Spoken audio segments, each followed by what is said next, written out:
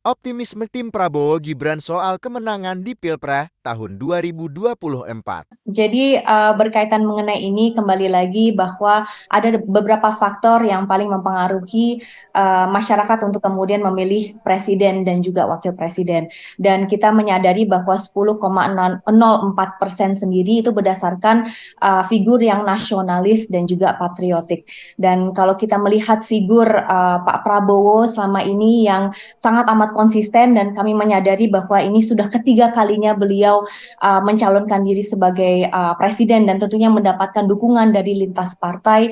Ini menjadi bukti tersendiri atas komitmen beliau dalam berjuang demi kepentingan bangsa, dan kami melihat rekam jejaknya beliau juga di ranah politik saat ini sebagai Menteri Pertahanan. Banyak sekali terobosan yang dilakukan, baik itu mengirim bantuan untuk Palestina. Kita tahu sendiri betapa kritisnya situasi yang ada di sana, hingga juga bagaimana beliau dapat menekan impor alutsista. Ini menjadi bagian dari proses hilirisasi yang sedang dilakukan dan digaungkan oleh Presiden Jokowi, hingga juga ketahanan pangan. Ini hal-hal yang selama ini beliau lakukan untuk bangsa Indonesia, dan saya sangat meyakini bahwa insya Allah ketika diberikan kepercayaan oleh publik, beliau bisa melakukan jauh lebih banyak hal. Belum lagi Mas Gibran, di mana kita mengetahui lebih dari 50% dari total penduduk Indonesia adalah dari kalangan milenial dan Gen Z. Jadi figur Mas Gibran ini sangat bisa dibilang a breath of fresh air gitu ya Mas ya.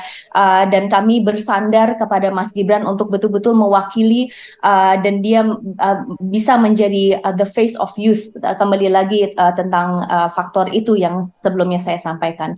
Jadi kepentingan anak muda insya Allah bisa terwakili dengan baik, baik itu mengenai bagaimana lapangan pekerjaan, bagaimana kita bisa konsisten dalam mendorong health, ya, baik itu secara fisik hingga mental wellness dan well-being. Ini juga menjadi salah satu hal yang menjadi concern berbagai macam anak muda, dan bagaimana kita tentunya bisa berkontribusi demi tercapainya Indonesia Emas tahun 2045. Karena kalau kita tidak mampu untuk menjadi SDM yang produktif dan berkontribusi terhadap pertumbuhan ekonomi bangsa, saya khawatir bahwa kita justru tidak mengalami bonus demografi tapi bencana demografi.